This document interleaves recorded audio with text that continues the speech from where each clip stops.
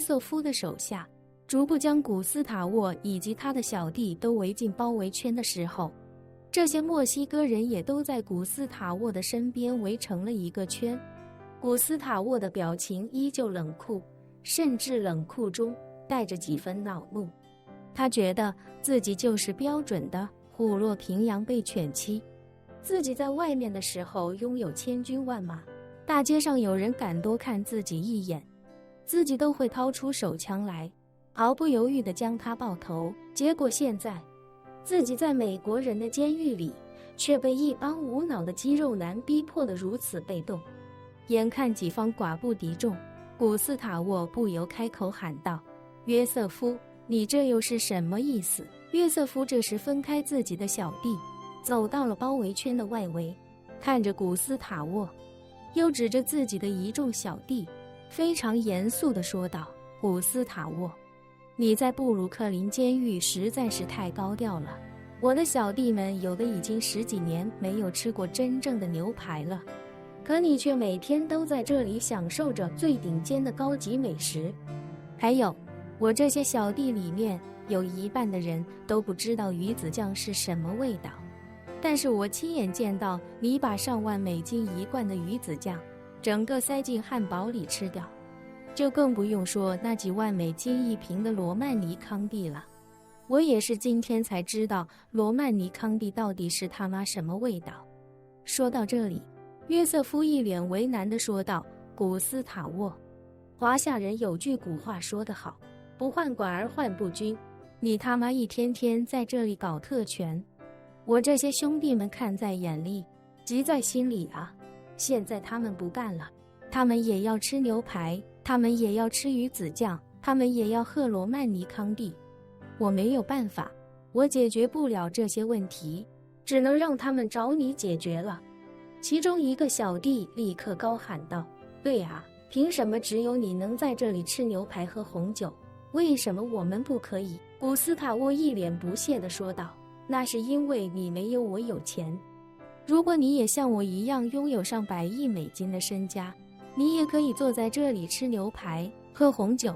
你他妈的没有钱，你跟的老大也没有钱，结果反倒是怪我了。”那小弟没想到被古斯塔沃如此嘲讽，顿时骂道：“古斯塔沃，你这个狗娘养的！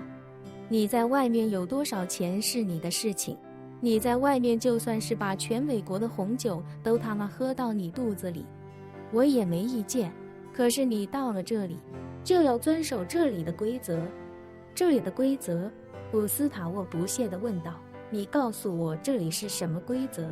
那小弟气急败坏地骂道：“妈的，这里的规则就是，如果别人没有吃上牛排喝上红酒，那你也不行，再有钱都不行。”就是。约瑟夫手下的一众小弟顿时一起附和起来，高喊道：“你不能在布鲁克林监狱拥有特权。”古斯塔沃危险就在眼前却不自知，依旧觉得这帮人目标在自己的小弟而不在自己。骄傲半生的他此时满脸讥讽地说道：“一帮不知天高地厚的美国佬，你们可能对我的实力缺乏足够的认知。我在这里享受的特权比你们看到的要多得多。用着头皮搞基的时候，我正在会客室品尝我的手下从全美国为我精挑细选各路美女。这些美女有的从几千公里外飞过来，只会让我搞上3个小时，然后拿上几万美金滚蛋。我甚至可以让我的手下把你们任何一个人的老婆带过来，让她跪在我的面前为我服务。这是你们这些人一辈子也不可能享受得到的。”古斯塔沃一通输出，身心格外愉悦，而他的那些小弟一个个表情却越来越郁闷。他们也以为这帮人目标在自己身上，而不在自己老大的车上，所以现在老大把他们惹得越生气，待会他们教训起自己来也就越卖力。先前那小弟气愤难耐，咬牙对约瑟夫说道：“老大，我受不了这个墨西哥烂土豆了，我今天要弄死他。”约瑟夫冷笑一声，高喊道：“兄弟们，今天你们想干什么都只管放心大胆地干，出了任何事情都由我来扛着。约瑟夫一声令下，众小弟高呼一声，便如潮水一般向这古斯塔沃那帮手下涌了过去。古斯塔沃的手下一个个如临大敌，他们只能顺手抄起塑料的餐盘和勺子作为武器。可是对方毕竟是每天持续撸铁几小时的美式肌肉男，在这种毫无招式的近距离的面前，比的就是谁的拳头更硬。而肉眼可见，约瑟夫手下的一个拳头都恨不得比古斯塔沃手下的脸还要大，一拳都砸猛一个，几乎是家常便饭。于是几个照面之后，古斯塔沃的手下便被这帮肌肉男暴锤到跪地求饶。古斯塔沃眼看着自己身边的小弟一个接一个的倒下，而在小弟倒下一半的时候，他就以为对方差不多要收手了，可是对方却丝毫没有停止的意思。这时候，古斯塔沃先前那满脸的倨傲终于开始变得惨白，他的脸上第一次写满了惊恐。而随着约瑟夫手下的不断逼近，古斯塔沃惊恐之余，下意识地高声喊道：“你们难道忘了我是古斯塔沃，大名鼎鼎的古斯塔沃·桑切斯？我有100亿美元身价，成千上万私人武装，只要我愿意，你们所有人在内，记住，是你们所有人的家人，我都可以杀得一干二净，一个不留。”约瑟夫一脸不屑地说道：“得了吧，古斯塔沃，你在墨西哥就算趁军队也没有用，这里是美国，美利坚合众国，你要是真的厉害，为什么不安排几千私人武装来布鲁克林监狱把你救出去？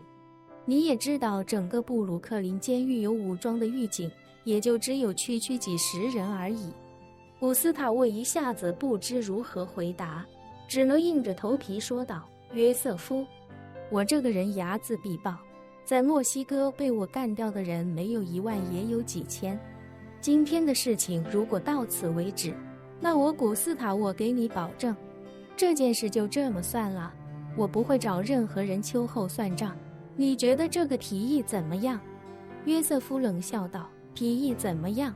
让我这些兄弟们告诉你吧。”说着，约瑟夫摊开双臂，向两侧轻轻招了招手。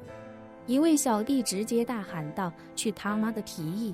大家干脆一起上，直接干掉他！”一众小弟立刻附和：“对，干掉他！”话音刚落，几名私藏匕首的小弟已经从衣袖里将自制的匕首抽了出来。